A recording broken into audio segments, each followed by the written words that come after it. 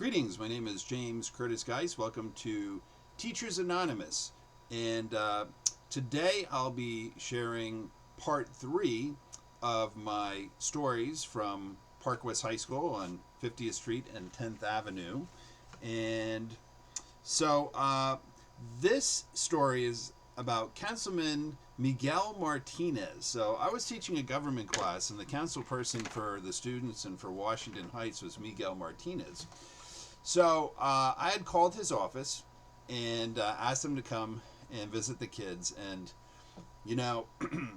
never responded, never got back to me. But you know what? When we had graduation, that guy showed up, and he was all smiles and gave this speech, and he's shaking everyone's hand, and I went up and he went to shake my hand, and I grabbed it and I wouldn't let go. I said, "Excuse me," I said, "my name's Mr. Geist."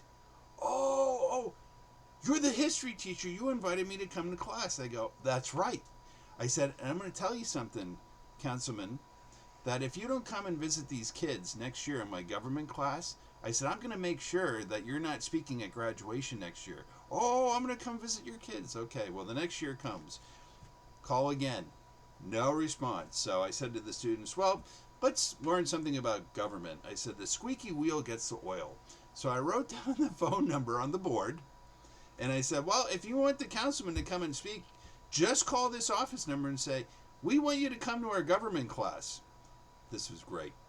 3 days later, I get a call from the councilman's office. They're like, "Mr. Geist, you need to tell your students to stop calling our office.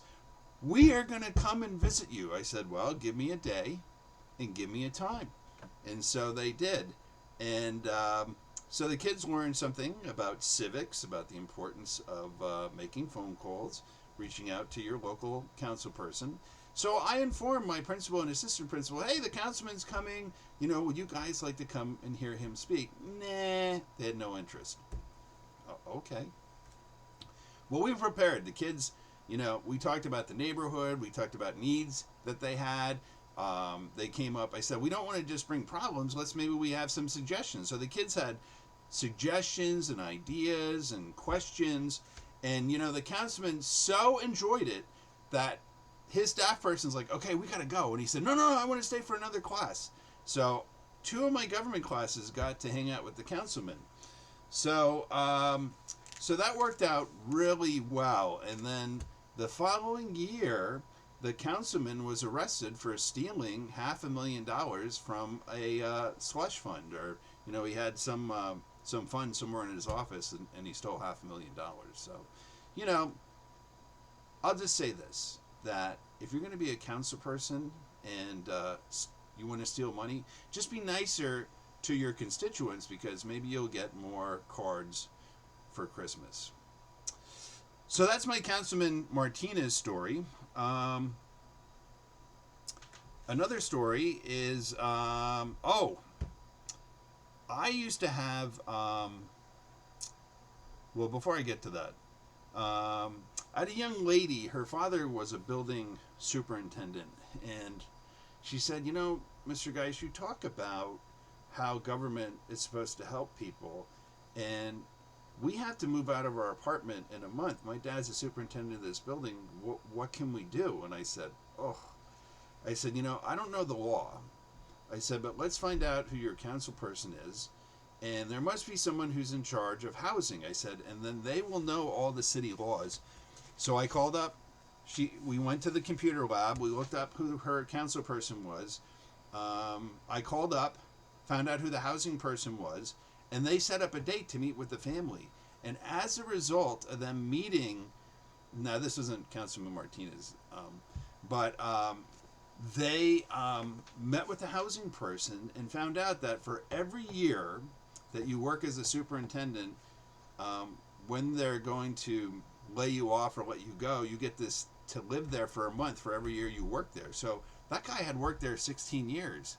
So that gave them, a year and 4 months to be able to find another job, to find another place to move to. And so, it's really important to be able to find people. I didn't know, but I knew we needed to find someone who did know. So, it was really a nice story to help out. It was a Dominican family. So, really grateful that I was able to be able to help. And the councilman was really great. I also had a young lady in my class. Her name was Jasenia, and Jasenia loved Jesus. So that's cool. I was a pastor for 5 years in Queens, in Elmhurst, and I went to college, a Christian college. I went to seminary. You know, I love Jesus too.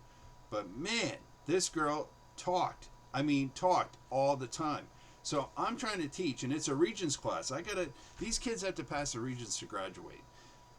So she was always leaning over and talking to her neighbor, but, you know, she couldn't talk quietly. She talked loudly. So it was interrupting the kids who wanted to learn. It was interrupting me because sometimes, you know, I would be teaching and it would stop my train of consciousness and it would make me so angry. So literally, I mean, I would ask her to stop. I called her parents and they're like, well, we can't really do anything about it. She just talks. And so I actually started praying about it. I'm like, please. Well, guess what? She didn't stop. So I called her over the one day. I said, oh, Jasenia, I just wanted to say thank you. She goes, well, for what?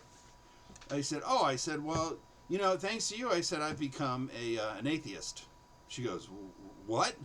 I said, well, you know, I used to be a pastor, I said, and, you know, I believe in the power of prayer. I go, but honestly, I've been praying for you for the last month that you would stop talking in class. I go, and you just don't stop talking. So I don't think there's a God. And she gave me a horrified look. And she was like, Mister, I'm going to stop talking. So she talked less. She still talked. But, oh my gosh, the things you put up with when you're a teacher.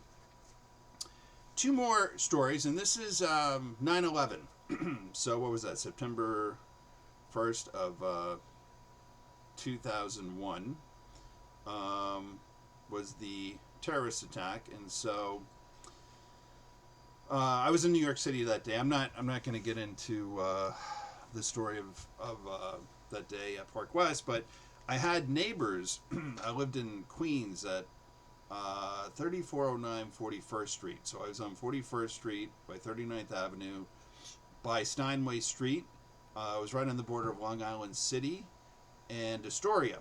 So I lived just a couple blocks away from the Kauffman Astoria Studios where they filmed the Cosby Show.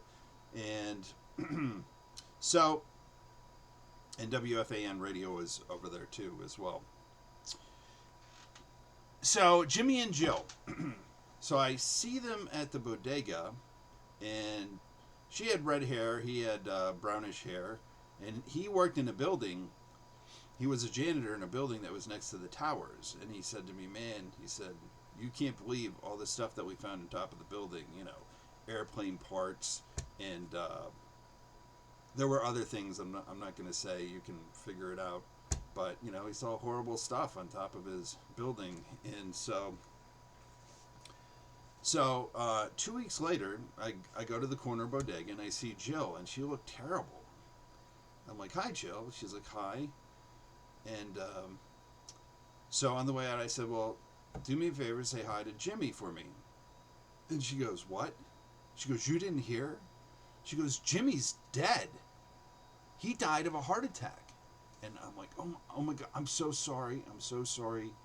You know, may God give your family courage and strength and grace during your time of grieving. But imagine that. You survived 9/11, and 2 weeks later, you die from a heart attack.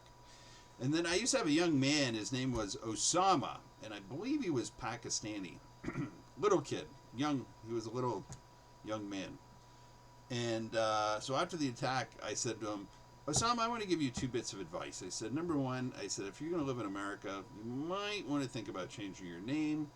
And then number 2, I said, you know what? The FBI, we need some people who speak Middle Eastern languages, and maybe that might be a career that you would be interested in. So, that's part 3 of my Park West high school stories. And God bless you, all humans and ETs. All my books are on Amazon. And thank you so much for listening.